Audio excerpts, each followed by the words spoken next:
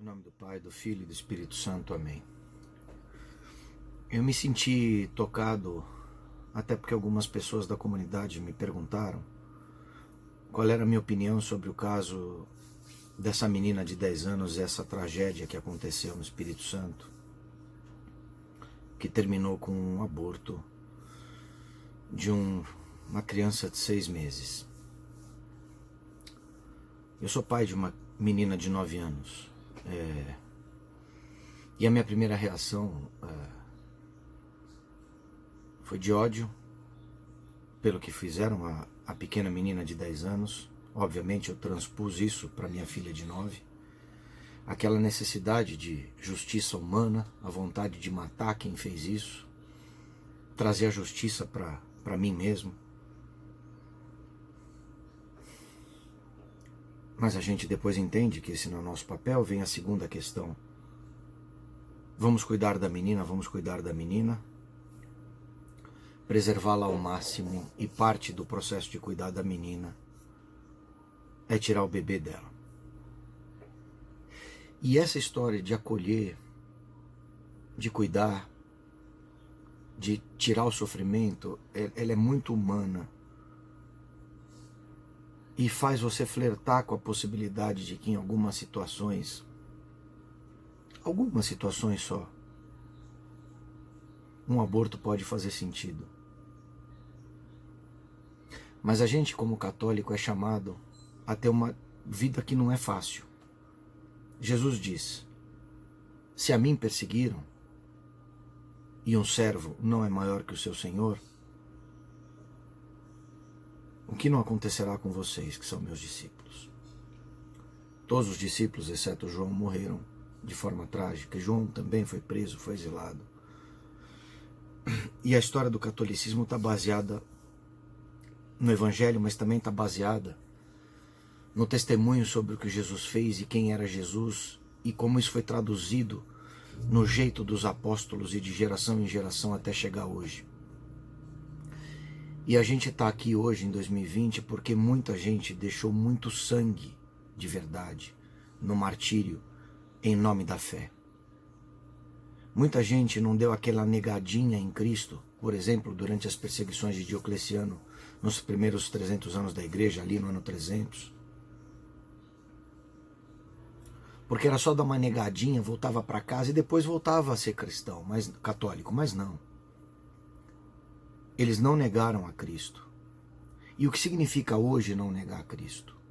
Significa ir até o limite de dar o sangue por ele, se for o caso. Mas acima de tudo significa fazer o que Jesus fez, como Paulo diz, sedes imitadores de Cristo. E Cristo nunca fez uma ação má para promover um bem maior. Esse não é o jeito de Jesus. O católico não é aquele que faz uma coisa ruim, seja ela qual for, porque esta coisa ruim permitirá uma coisa boa. O católico é aquele que faz a coisa certa e a coisa boa em todos os momentos. E por isso é tão difícil ser católico, ainda mais no mundo de hoje. No mundo da sociedade fluida, onde o bem-estar individual está acima de qualquer outro valor espiritual, e portanto eu preciso me satisfazer nessa vida e ser feliz nessa vida. E parte disso tem a ver com tirar toda e qualquer dor, tirar todo e qualquer sofrimento.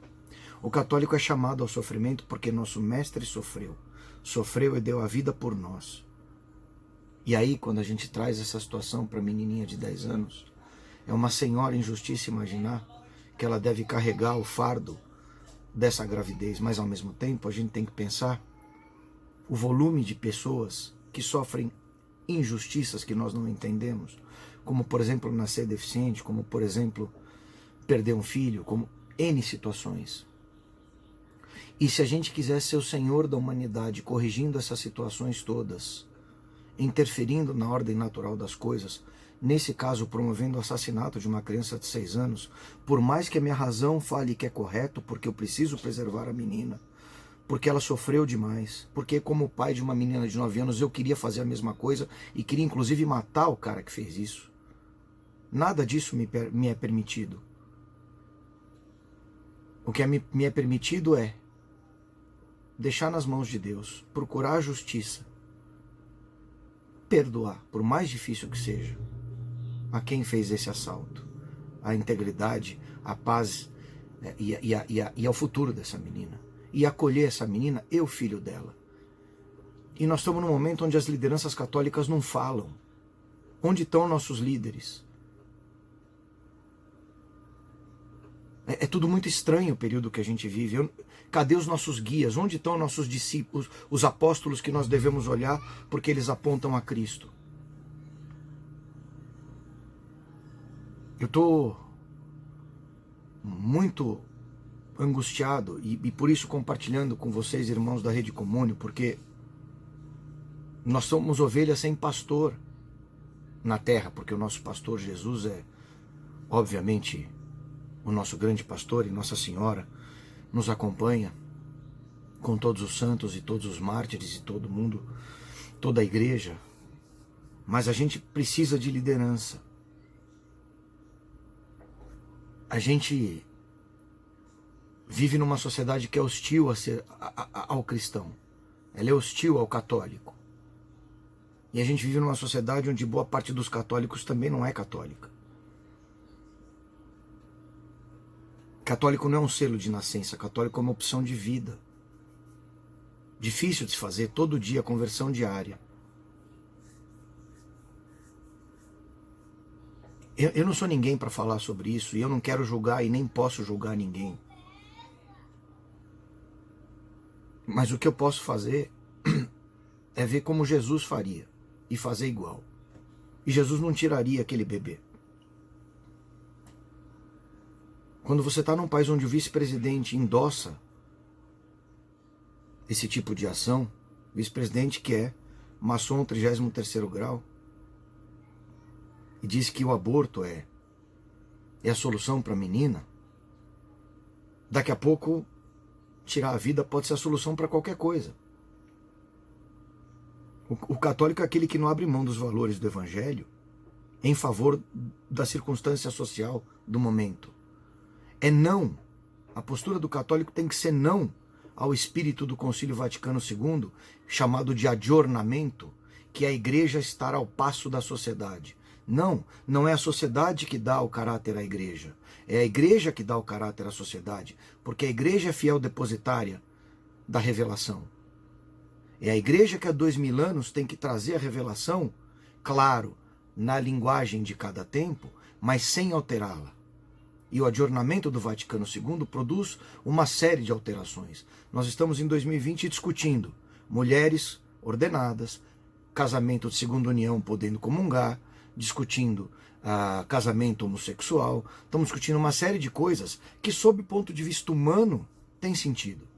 Por que não? Por que uma mulher não pode ter a verdadeira fé? Olha Maria Madalena. Ou, por que dois homens não podem se amar? Se amam, a gente vê que se amam. Mas mesmo que humanamente seja justificável e seja até aceitável, porque no final do dia a liberdade humana é um valor que Deus concedeu, inclusive contra Ele mesmo, porque você tem o direito de não querer Deus com essa liberdade. Não cabe a nós, católicos, nem nos é permitido agir contrariamente à revelação. Então, por mais que o humanismo permita, dentro da humanidade de cada um na sua forma de entender o mundo,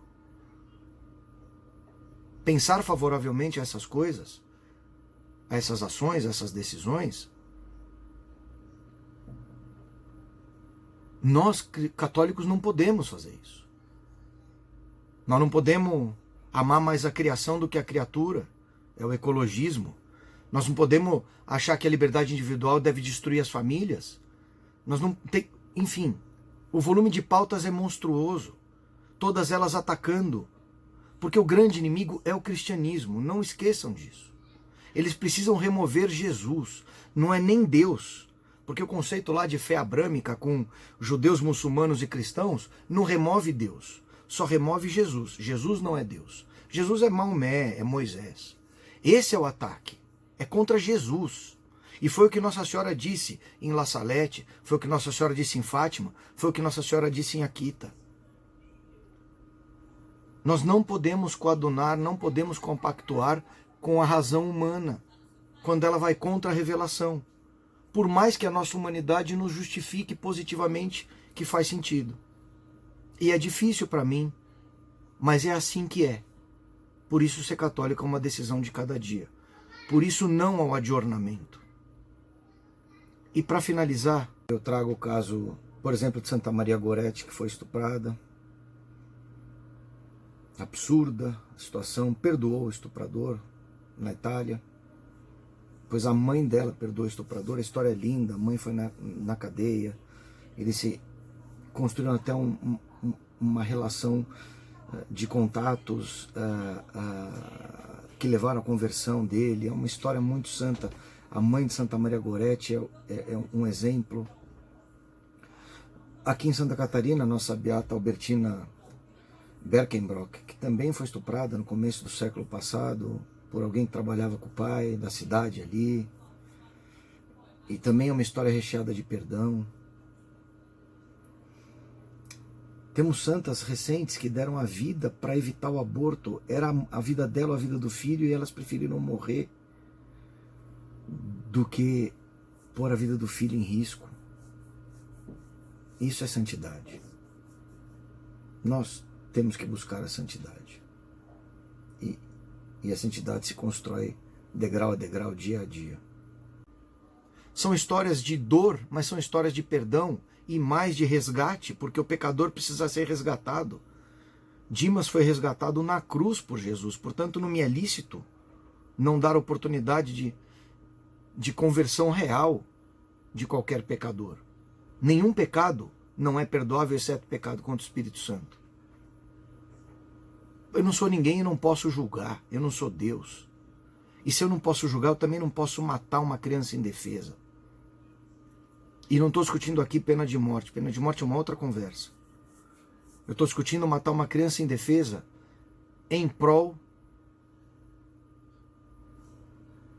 do bem-estar de uma outra criança machucada de 10 anos. Matar o filho não melhorou a vida dessa menina de 10 anos. Pode ter tirado um trauma agora, mas eu não sei se ela vai ter um trauma lá na frente por ter sido vítima de uma ação de assassinato. E acho muito gozado os vídeos que têm dito que não se pode imputar a uma criança de 10 anos a responsabilidade por tal decisão. Não pode mesmo. Mas alguém tomou essa decisão por ela. E esse alguém é imputável. Seja esse alguém um familiar, seja esse alguém um médico, ou a combinação de ambos, ou um assistente social. O nome disso é assassinato.